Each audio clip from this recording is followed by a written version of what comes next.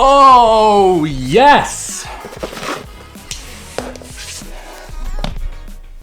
So I've been contemplating buying this lens for a while. The 85 1.4 from Canon. I finally pulled the trigger a couple weeks ago and it just got here. I'm very excited.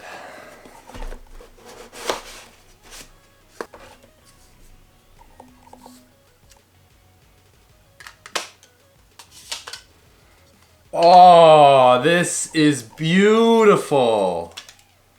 Look at that. Oh, this, wow.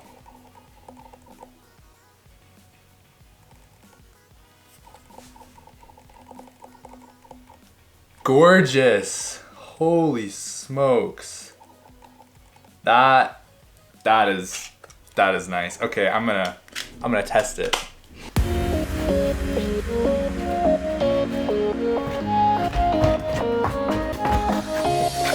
Showing off. Don't wanna have to wait tonight.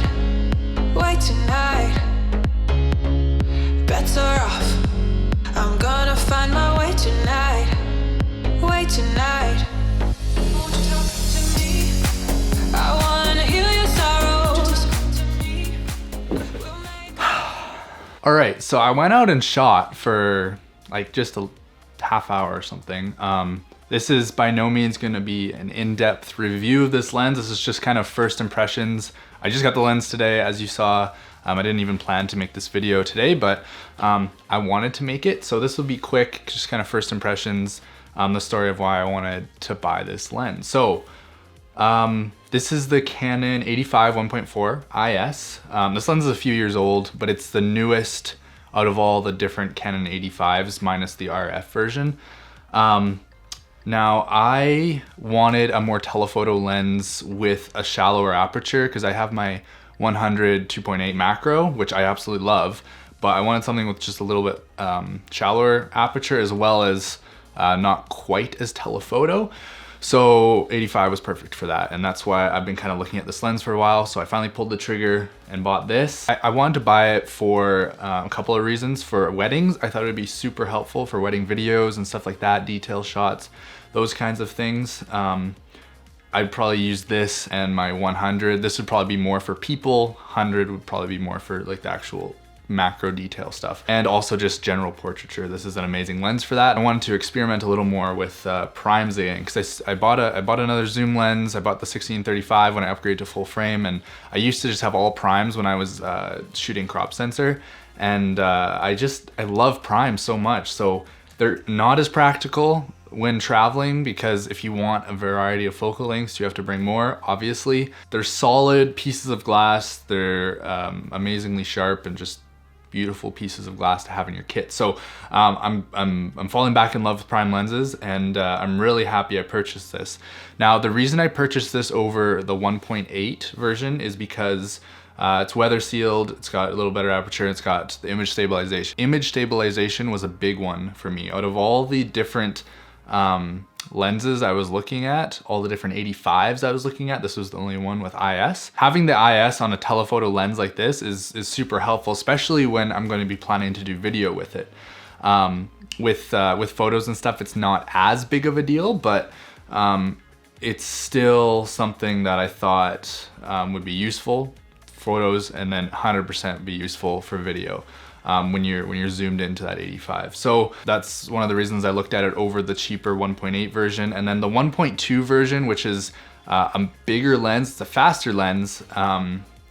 It's also weather sealed, but it doesn't have IS. And the 1.2, I've never really used a 1.2 for any jobs, but I've kind of played around with them a little bit.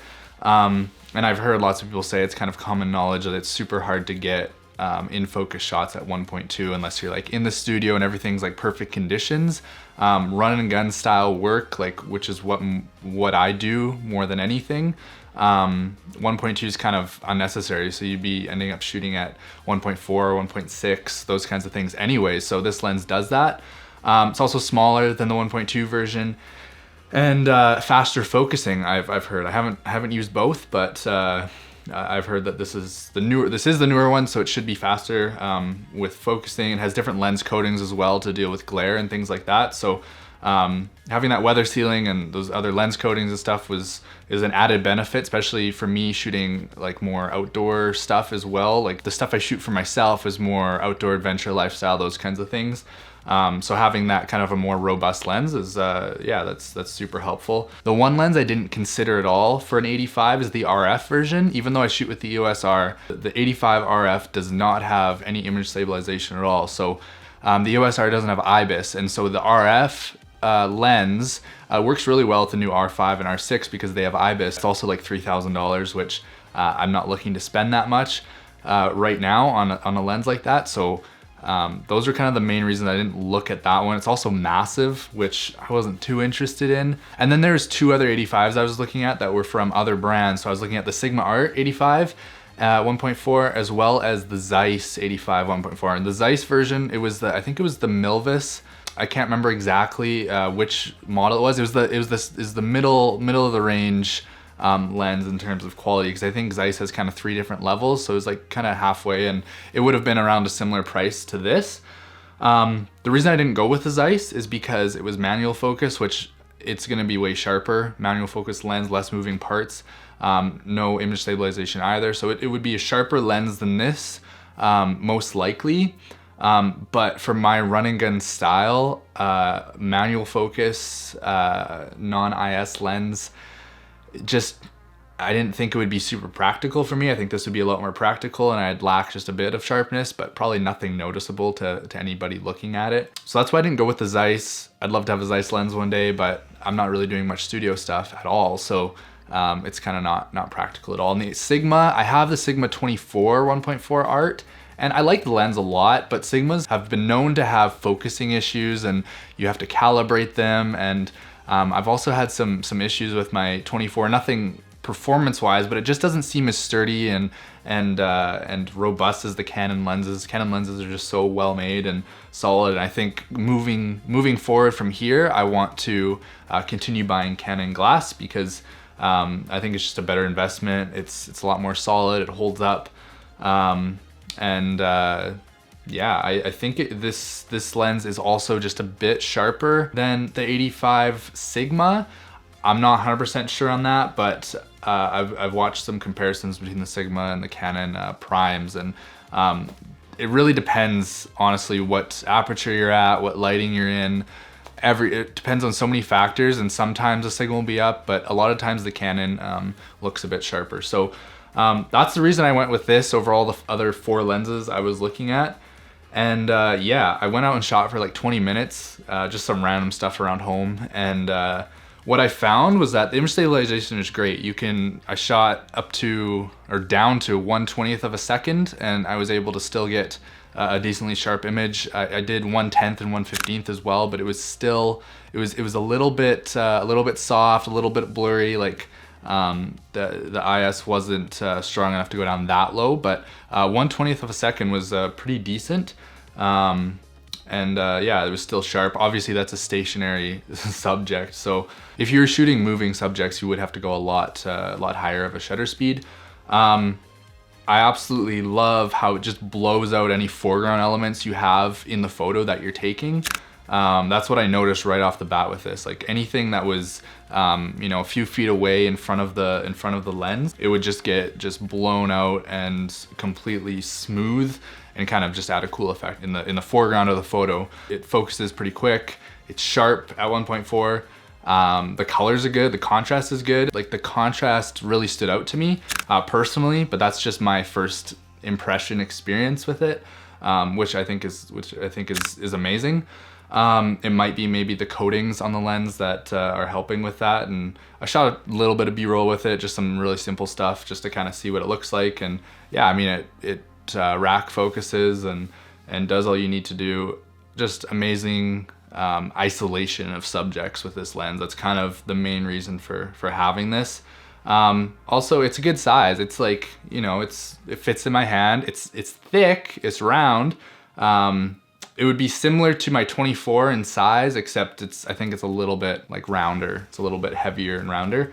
but it's just like a good sized lens. The one thing that might make you think it's not quite as solid as other prime lenses is the fact that it does have IS. So there's the floating elements inside the lens. So if you shake a little bit, you feel them moving around, but it's like, it's not broken or anything. It's just any lens with IS will have that.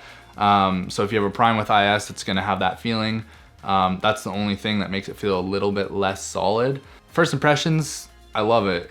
I'm super excited to use it more. I've talked to a few people and they've all said that it's like their favorite lens that they own. So yeah, I'm super excited to use it more. Yeah, another thing too, like I'm shooting on the EOS R, so I'm shooting with the adapter, with an EF to EOS R adapter, like I do most of my, all my lenses now, since I sold my RF lens. But yeah, it works well, works smoothly, no issues. The one thing that I did notice that it just stood out to me more, because I'm so used to shooting with the 100 macro, is that the minimum focus distance is like it's a good distance. You can't focus up super close like you can with a macro lens. Obviously it's not a macro lens, so you can't do that, but that was the one thing I noticed. Like I'm really used to, with my telephoto lenses, getting super close. Yeah, like I always do that with my 100. If it's a detail shot or something, I'm right in there and it focuses up right away. But this one, obviously it's meant for more medium distance from your subject, not as close. So that's the one thing I did notice. It's obviously not a downfall, that's just how the lens is made. It's not made for macro shots, so that was just one thing that stood out to me right away. But yeah, for portraits and kind of medium detail shots and just having a medium telephoto lens, yeah, it's absolutely beautiful. Works well in the EOS R. I'm loving using EF lenses on the mirrorless system. If you want to see a video on that, I'll put a video up in the corner that you can click on. If you want to see another video, like down the road, maybe a few months down the road after I've had a chance to shoot some portraits and just shoot a lot more with it, let me know and I can make that. Just comment something letting me know that would be of interest to you. And I know this is an older lens, so I'm really late to the game on this kind of first look and first review, but to me this lens is new and I thought I'd share with you my thoughts on it. So yeah, I'm super excited to use it. Let me know if you want a review down the road, more in depth, more full, with a lot more examples and stuff like that. But yeah, anyways, thank you for watching. Please like and subscribe if you feel like doing that. It would help me out. I really appreciate all of you who have been watching my videos and subscribing and liking and commenting as well. It helps a lot. So I'm glad some of these videos that I'm making are actually of value to people and people are interested. So yeah, without further ado, I guess I'll say bye. And I hope that if I don't post a video before Christmas, I might not. Have a Merry Christmas. Thank you for watching and take care for now. Bye.